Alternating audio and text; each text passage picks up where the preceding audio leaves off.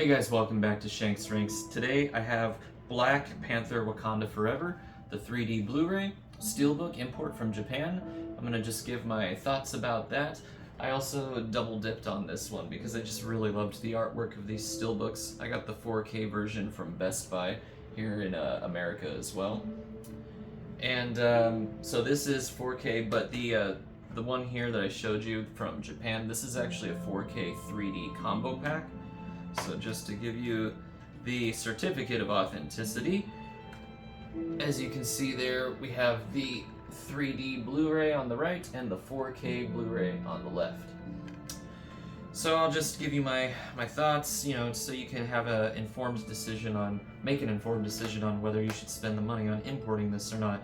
Right now, I don't believe Amazon Japan is shipping to the US unless it's a pre-order, but this has been out for a while, so if you want it, you'll have to get it off eBay. There's plenty of sellers, and actually the price on eBay is cheaper than what it was to pre-order it originally off Amazon. So, just to give you a few tech specs here, the movie was shot in 3.4 and 6K. Some of the scenes were shot with IMAX cameras, so if you're watching this on Disney Plus, the 4K version, it will be IMAX enhanced with alternating aspect ratios. This one, unfortunately, the 3D version has a fixed aspect ratio of 2:39. So if you're watching this on your TV screen, then you will have black bars. It's rated PG-13. It has a runtime of 2 hours and 41 minutes, has a 7.1 DTS HD master audio track. And without further ado, let's get into the picture quality. So for picture quality, I found this to be very inconsistent. So there are some scenes that are very sharp, very good contrast, nice colors. You get that nice 1080p crispiness. But then there are some scenes, and I noticed that these were the scenes that were originally shot in IMAX, that it just looks like there's DNR, some digital noise reduction feature going on. Like if you've ever seen Terminator 2 on 4K Blu-ray, you'll know what I'm talking about. Their faces almost look like clay. It's just very, very soft and distracting. I found it to be very jarring. The brightness feature, or the brightness factor, was also an issue for me too. Unlike the last movie I reviewed, Avatar 2, which looked great even in the dark scenes of the movie, this one I found myself struggling to see objects at times. There were times when I had to turn it to a different setting to turn up the brightness a little bit. And that's just not something that I really look forward to when I watch a 3D movie. I usually just want to sit back and enjoy it. I rarely have that kind of problem. So for picture quality, I'm probably going to give this one like a 3.8 out of 5. It's just inconsistent. It looks great one scene, bad another, okay on this scene, and then just like whatever here. So yeah, 3.8 out of 5 for the overall picture quality. Now let's talk about the depth. So from the get-go, the intro scene where she's trying to save her brother, she's trying to recreate that flower, she's running all these statistics and whatnot, she's got these holograms up on display. I was impressed with the amount of depth that there was in that opening scene. There's a lot of separation between her, the hologram, the audience. There are other scenes throughout the movie where the depth just stretches back for miles, and it looks fantastic. Unfortunately, it's the same thing, a lot of inconsistency. Some scenes will look great, some scenes will just look really flat. So for the depth, I'd give this one a 3.5 out of 5 stars as well. Now for the pop-out effects, the three-dimensional pop-outs, which are my favorite, I was really surprised as to which scenes actually had good pop-outs and which ones didn't. So like for instance, all the action scenes where you would think that there would be lots of pop-out effects, there wasn't.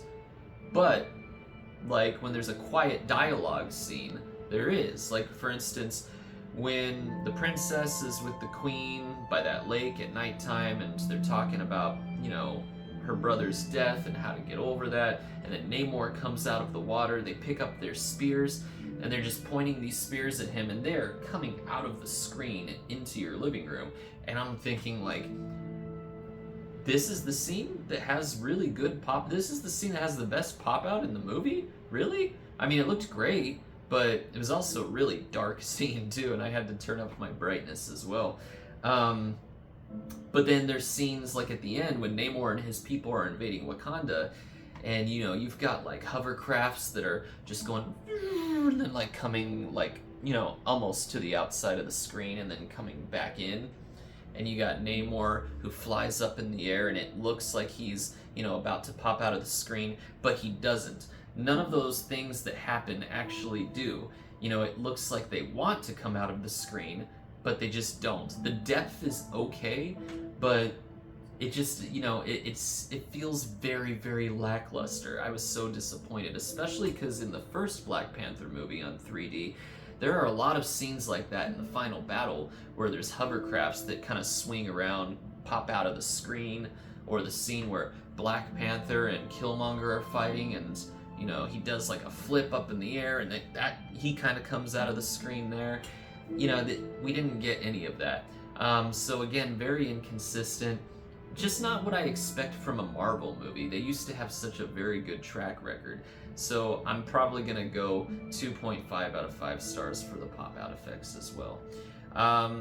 For the surround sound, the 7.1 DTS HD Master Audio track, as per the usual, it was acceptable. I thought it was good. It was loud, it was punchy, the dialogue was clear, the bass was pretty good. A lot of really good panning effects that really complemented the 3D quality of the movie, especially during those action scenes. Like I said, even though Namor doesn't really pop out of the screen as much, or those hovercrafts don't really quite break that barrier either, you still have really good surround sound effects from your ears, and then out, and then back in. You know what I'm talking about. It just really kind of puts you right in the middle there. So yeah, for the surround sound, I'd probably give that one a 4.5 out of 5 stars. Surround sound was really good in the movie. I loved the movie. Do I think it's worth the well, you could probably get it now for $70 on eBay.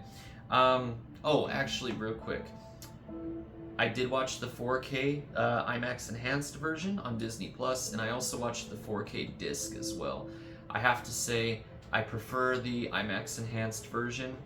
If I had to pick between the two, like if I was just gonna watch it by myself every single time, I think I'm probably gonna go with the 4K IMAX enhanced version. I just thought that the alternating aspect ratios just really added a lot more depth to the movie than the 3D version did. The colors are a lot more natural too. It's much brighter. You get those deep blacks. And the Dolby Atmos track is for streaming, it's actually pretty good too. I thought it was better than the DTS track on the disc. The 4K disc, I'd say the Dolby Atmos track is very lackluster too. I had problems with the dialogue. It just sounded like a little too soft. The bass never really quite punched it. I didn't feel my seat vibrating or anything like that. So anyway, I would say the streaming version for me is the way to go, and it pains me to say that because I prefer physical media, but that's just the way that Disney is doing it now. It seems like they're paying more attention to their streaming service than the quality of their 4K discs. Not to say that the 4K disc was terrible, but anyway, so overall for Black Panther Wakanda Forever, the 3D Blu-ray disc, I'm probably going to give this one a 3.8. Do I think it's worth it?